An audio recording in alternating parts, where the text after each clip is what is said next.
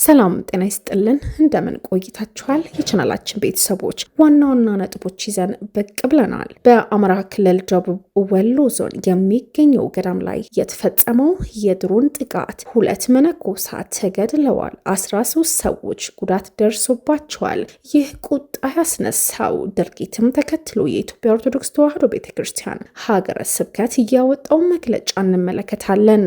የቀድሞው የኬንያ ካውንቲ ገዢ አንድ ነፍሰ ጡር ተማሪ መግደላቸው ተከትሎ የተሰጠው ፍርድ ቀይ ባህርን የባህሩን ወሰን ያላቸው ሀገራት ብቻ የሚመለከታቸው ከሆነ የአባይን ውሳኔ ለአባይ ገባር ሀገራት ብቻ ሊተው ይገባል እያሉት አምባሳደር የዓለም አቀፍ የወንጀል መዳኛ ፍርድ ICC አቃቤ ሕግ ካሪም ካን በቀረበላቸው ጾታዊ ትንኮሳ ክሶች ምክንያት ከኃላፊነታቸው ተነስተዋል። አሜሪካና ኢራን መካከል የሚካሄደው ግጭት መልሶ ከተቀሰቀሰ በኋላ ለመጀመሪያ ጊዜ ነዳጅ ዋጋ በበርሚል $100 ደርሷል። ይህንን በተመለከተ ሰፋ ያለ መረጃ ይዘናል። ሁለት ጋናውያን የፈጠሩት ግርግርና የመጣው ጣጣ፣ ብሪጣንያ ከኢራን የተሰጣት ማስጠንቀቂያ፣ እንዲሁም የጦር ኃይሎችን በተጠንቀቅ ላይ እንዲሆኑ ያስታወቀችው ሀገር፣ የእነዚህን ሌሎችን በዝርዝር እንመለከታለን። ቻናላችን ላይክ፣ ሼር፣ ሰብስክራይብ ያድርጉ። ወደ ዝርዝሩን እንለፍ። በአማራ ክልል ደቡብ ወሎ ዞን የሚገኝ ገዳም ላይ የተፈጸመ የድሮን ጥቃት 2 መነኮሳት መገደላቸው እንዲሁም 13 ሰዎች ጉዳት እንደደረሰባቸው በዞኑ የሚገኘው የኢትዮጵያ ኦርቶዶክስ ተዋሕዶ ቤተክርስቲያን ሀገረ ስብከት አረጋግጠዋል። የተፈጸመው ጥቃት ዘግናኝና አሰቃቂ ድርጊት ሲል የገለጸው የደቡብ ወሎ ሀገረ ስብከት የሚመለከተው አካል ይህ አይነት ክስተት እንዳይደገም በትኩረት እንዲያስብበት ጠይቋል። በደቡብ ወሎ ዞን ቦረና ወረዳ የሚገኘው ጊዮን አባይ ገዳም አስቄጥስ ቅድስት አርሴማ አቡነ አረጋዊ ቅዱስ ቂርቆስ የአባቶች የእናቶች አንድነት ገዳም ጥቃቱ የደረሰው ሮብ ሐምሌ 15 2018 ዓ.ም እንደሆነ አንድ የሀገረ ስብከት ምንጭም ይናገራል። የሴት መነኮሳት መኖሪያ በሆነው ገዳሙ ላይ ጥቃት የደረሰው ረፋድ 4 ሰዓት ገደማ እንደነበር የተናገሩ የዓይን እማኞች የደቡብ ወሎ ሀገረ ስብከት ከትናንት አርብ ሐምሌ 17 ባወጣው መግለጫ የድሮን ጥቃቱ መድረሱም አረጋግጧል። በተለይ 3 ዓመት በሞላው የአማራ ክልል ግጭት ከፋኖ ኃይሎች ጋር በሚደረጉ ውጊያዎች የድሮን ጥቃቶች በተደጋጋሚ ተፈጽመዋል። አሁኑ በጥቃት የተፈጸመበት ቀጠና ለዓመታት ታጣቂዎች የሚንቀሳቀሱበት መሆኑ ሲነገሩ ገዳሙም በሚገኝበት አካባቢ ግን አለመኖራቸው ተናግረዋል። በዛሬው ቅዳሜ በኢትዮጵያ ኦርቶዶክስ ተዋሕዶ ቤተክርስቲያን መገናኛ ብዙኃን አገልግሎት የፌስቡክ ገጽ የወጣው የሀገረ ስብከቱ መግለጫ እንደሚያስረዳው ጥቃቱ የደረሰው መነኮሳት በአገልግሎት ላይ በነበሩበት ሰዓት ነው። በዚህ ጥቃት 2 እናቶች እንደተገደሉ እንዲሁም 13 ሰዎች ከባድና ቀላል ጉዳት እንደደረሰባቸው ሀገረ ስብከቱ አስታውቋል። ከጠዋቱ 4 ሰዓት ገደማ በገዳሙ ላይ በተጣለ ድሮን 2 እናቶች ህይወታቸው ሲያልፍ አንዲት እናት በደሴ ስፔሻላይዝድ ሆስፒታል በጽኑ ህሙማን ክፍል እየተረዱ እንደሆኑም መረጃው ያመለክታል። በተጨማሪም 12 መነኮሳት እናቶች ከባድና ቀላል የአካል ጉዳት ደርሶባቸው በቦረና ሰላም ሆስፒታል የሕክምና እርዳታ እየተደረገላቸው ነው። ወዲያውኑ ህይወታቸው ያለፈው 2 ሰዎች እንደዚሁ ገዳም ውስጥ ቀብራቸው መፈጸሙ የሀገረ ስብከቱ ምንጭም አረጋግጧል። እዛው ገዳሙ አንድ ላይ ነው የተቀበሩት ሰዎች ተገኝተው ቀብሯቸዋል ብለዋል። በሰዎች ህይወትና አካል ላይ ከደረሰ ጉዳት በተጨማሪ በገዳሙ የሚገኙ መኖሪያ ቤቶች መነኮሳቱ የሰበሰቡት የዓመት መቁነን ቀለብ እንዲሁም የገዳማቱ የዕለት መገልገያ የንዋየ ቅድሳት ከጥቅም ውጭ እንደሆነም መግለጫው አካቷል።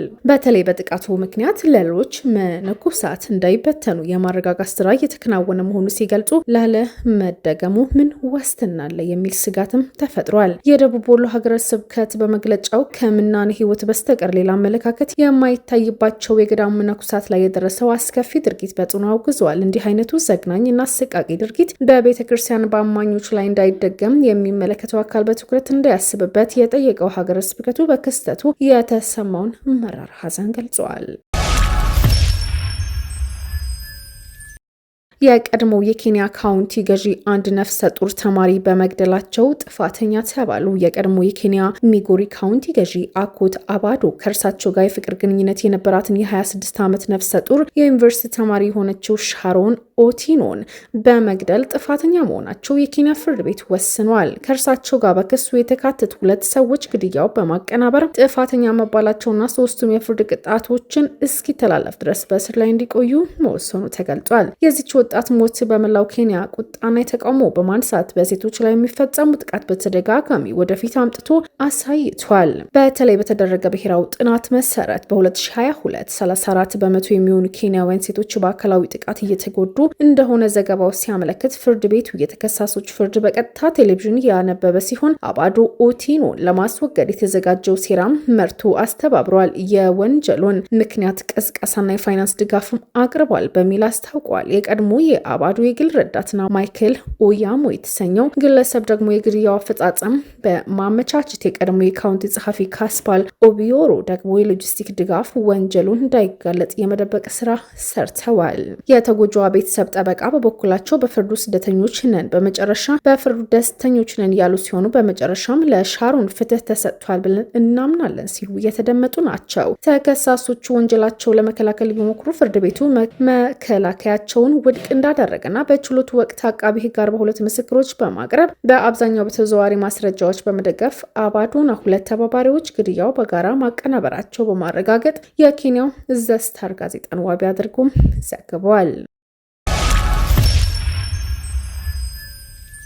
ቀይ ባህር የባህሩን ወሰን ያላቸው ሀገራት ብቻ የሚመለከታቸው ከሆነ የአባይ ውሳኔም ለአባይ ሀገራት ብቻ ሊተው ይገባል ሲል አምባሳደር ቲቦር ናጂ የተናገሩ ናቸው። የቀድሞ የአሜሪካ ውጭ ጉዳይ ሚኒስትር የአፍሪካ ጉዳዮች ረዳት ሚኒስትርና በኢትዮጵያ የአሜሪካ አምባሳደር የነበሩ የታዋቂው ዲፕሎማት ቲቦር ናጂ በቀይ ባህርና የአባይ ወንዝ አጠቃቀም ዙሪያ የሚንጸባረቁ አቋሞች ላይ ያለው የሎጂክ ቅራኔ የሚያሳይ አስተያየት ሰንዝረዋል። አምባሳደር ቲቦር ናጂ ባስተላለፉት መልእክት የቀይ ባህርን ጉዳይ አህጉራዊ ቀጠናዊ ተጽዕኖ ከግምት ሳያስገቡ የቀይ ባህርን ወሰን ያላቸው ሀገራት ብቻ ናቸው ሊያዙበት ሊወስኑበት የሚገባው የሚለው አቋም ከተያዘ ይህንን አመንኪዮ በአባይና በናይል ወንዝ ላይም መጠበቅ ተገቢ ነው ሲሉ ጠቁመዋል።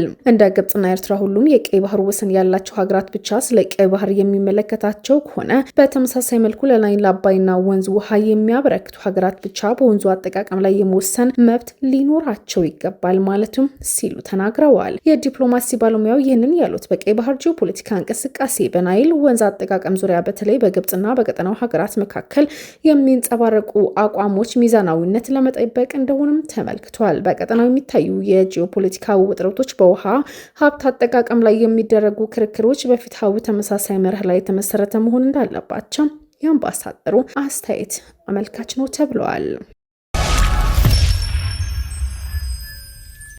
የዓለም አቀፍ የወንጀል መዳኛ ፍርድ አይሲሲ አቃቢ ሕግ ካሪም ክካን በቀረበላቸው የጾታዊ ትንኮሳ ክሶች ምክንያት ከኃላፊነታቸው ተነሱ። የፍርድ ቤቱ ተቆጣጣሪ አባል የአባል ሀገራት ምክር ቤት ካሪም ክካን ከፍተኛ የስነ ምግባር ጉድለት በመፈጸም የተጣለባቸው ኃላፊነት በመጣስ ጥፋተኛ ሆኖ ተገኝተዋል። ይህንን ተከትሎ የምክር ቤቱ ፕሬዝዳንት ፓዮ ካው ኩራንታም ትላንት አርብ አስታውቋል። ከምክር ቤቱ 125 አባል ሀገራት መካከል 82 ኪካን ከአቃቢ ሕግነታቸው እንዲነሱ ደግፈዋል። ከአባል ሀገራቱ መካከል 13 ሲቃወሙ 15 በአንጻሩ ድምፅ ታቀቡም ያደረጉ ናቸው። በአሜሪካና በኢራን መካከል የሚካሄደው ግጭት መልሶ ከተቀሰቀሰ በኋላ ከጉንበት ወዲህ ለመጀመሪያ ጊዜ የነዳጅ ዋጋ በበርሚል $100 ደርሷል። የነዳጅ ዋጋ የአሜሪካ ጥቃት በቀጠለባቸው ባለፉት ቀናት በየዕለቱ እየጨመረ ሲሆን የድፍድፍ በርሚል ዋጋ የሚተመንበት ብሬንት ዛሬ ደግሞ በ5 በመቶ ጨምሮ $100 ደርሷል። የአሁኑ ከፍተኛ ጭማሪ የተመዘገበው የየመን ሁቲ ታጣቂዎች በቀይ ባህር ላይ የሚያልፉ ነዳጅ ጫካ መርከቦች ላይ ጥቃት ከፈጸሙ በኋላ ነው። ጥቃት የሆርሙዝ ወሽመጥ መዘጋቱን ተከትሎ ሳውዲ አረቢያ ነዳጅ ምርቷን ወደ ውጭ የምትልክበት ወሳኙ የቀይ ባህር መስመር አደጋ ላይ ጥሏል። በነዳጅ በተጨማሪ የጋዛ ዋጋም ከፍተኛ ጭማሪ አሳይቷል። በዛሬው ዕለትም በሆርሙዝ ወሽመጥ በኩል ለማቋረጥ የሞከረ አንድ ነዳጅ ጫኝ መርከብ ላይ ፍንዳታ ተነስቶ እሳት ከተነሳ በኋላ 3 መርከቦች ጉዟቸውን ማቋረጣቸው የኢራን እስላማዊ አብዮታዊ ዘብም አስታውቋል። 2 ጋናውያን በደቡብ አፍሪካ ውስጥ በውጭ ሀገር ዜጎች ላይ የሚፈጸመውን ጥቃት በሰብአዊነት ላይ ከሚፈጽሙ ወንጀሎች ጋር የሚተካከል ነው በማለት የዓለም አቀፍ የወንጀል ፍርድ ቤት ምርመራ እንዲያደርግ ጥያቄ አቀረበ። ክሱን ያቀረቡት የቀድሞ የጋና መንግስት ቃል አቀባይ የሆኑት ፓል ግሬቭ ቦአካይ ዳንኬ የጸረ ሽብርትነት የደህንነት ተንታኝ የሆኑት ኡማኑኤል ኮቲ ናቸው። ሮይተርስ የዜና ወኪል የተመለከተው ይህ ከ10 ቀናት በፊት ፍርድ ቤት የቀረበው ክስ በደቡብ አፍሪካ ውስጥ መጠነ ሰፊ የተቀናጀ ቅርጽ ያለው ጥቃት በስደተኞች ላይ እንደሚፈጸም ያመለክታል። በተጨማሪም የፕሬዝዳንት ሲሪል ራማፎዛ መንግስት ጥቃቱን ለመከላከልና የወንጀሉን ፈጻሚዎች ለቅጣት ለመቅጣት አልቻለም ሲል ይወቀሳል። የደቡብ አፍሪካ የውጭ ጉዳይ ሚኒስቴር ቃል አቀባይ የቀረበውን ክስ አጋጣሚው ለመጠቀም ታሰበ እንዲሁም ህጋዊ ቅድመ ሁኔታዎችና ፍርድ ቤቱ እርምጃ እንዲወስድ የሚያስችሉ ሁኔታ የማያሟላ በማለትም አጣጥሎታል። ብሪጣንያ ከኢራን የተሰጣት ማስጠንቀቂያ ተከትሎ የጦር ኃይሏን ሀገሪቱን ለመጠበቅ በተጠንቀቅ ላይ መሆኗን አስታወቀች። የኢራን እስላማዊ አብዮታዊ ዘብ የአሜሪካ ቦምብ ጣይ አውሮፕላኖች ከብሪታንያ ወታደራዊ ጦር ሰፈሮች ተነስተው ጥቃትን እንዲፈጽሙ በመፍቀድ ተገቢ እንዳልሆነ ተጠቅሶ የህጋዊ የጥቃት እጩነት ሊሆን የሚችሉም እጩዎች ሊሆኑ እንደሚችሉ ማስጠንቀቁን ተከትሎ ዩናይትድ ኪንግደም የጦር ኃይሏን ሀገሪቱ ከማንኛውም አይነት ጥቃት ለመጠበቅ ዝግጁ መሆኗን አስታውቃለች። እንደ አብዮታዊ ዘቡ መግለጫ ከሆነ አሜሪካ በደቡብ ምዕራብ እንግሊዝ በሚገኘው የሮያል ኤርፎርስ ሪፎርድ በተሰኘው የጦር ሰፈር በመጠቀም በኢራን ላይ የቦምብ ድብደባ ማካሄዷን በመግለጽ ለአሜሪካ ውጊያ አገልግሎት የሚሰጥ ማንኛውም የብሪታንያ ጦር ሰፈር ህጋዊ የጥቃት ኢላማ እንደሚሆን አስጠንቅቋል። እንደ ሮይተርስ ዘገባ ከሆነ የብሪታንያ መንግስት ቃል አቀባይ በሰጡት ምላሽ የታጠቁ ኃይሎች ዩናይትድ ኪንግደም ከማንኛውም አይነት ጥቃት በግዛታቸው ውስጥ ሆነ ከውጭ ደህንነቱን ለመጠበቅ ዝግጁ ናቸው ያሉ ሲሆን ሀገራቸው ራሷን ለመከላከል በቀን 24 ሰዓት በሳምንት 7 ቀን በተጠንቀቅ ላይም ትገኛለች ሲሉ አክለዋል። በመቀጠል ይህ የኢራን ማስጠንቀቂያ የመጣው አዲሱ ብሪጣንያ ጠቅላይ ሚኒስትር አሜሪካ ሀገራቸው የጦር ሰፈሮች በሆርሙዝ አካባቢ በኢራን ላይ የሚንቀሳቀሱ መርከቦች ላይ የሚፈጸሙ የሚሳኤል ጥቃቶች ለማዳከም እንደምትጠቀምባቸው የሚፈቅደው የሁለትዮሽ ስምምነት ማደሷ ከተገለጸ በኋላ ነው። የብሪታንያ መንግስት የኢራን ማስጠንቀቂያ ተከትሎ አቋሙ እንዳልቀየረና በዓለም አቀፍ ህግ መሰረት ህዝቧን ጥቅሟን አጋሮች ለመከላከል ቁርጠኛ መሆኗን ገልጻ ነገር ግን ወደ ሰፊ ቀጠናዊ ግጭት ከመግባት ለመቆጠብ እንደምትሰራም አስታውቃለች። የቻናላችን ቤተሰቦች ለዛሬ ያዝናቸው ወቅታዊ መረጃዎች እኒህ ይመስሉ ነበር። ተመልሰን በሌሎች አዳዲስ መረጃዎች እንገናኛለን። ቻናላችን ላይክ፣ ሼር፣ ሳብስክራይብ በማድረግ ይከታተሉን።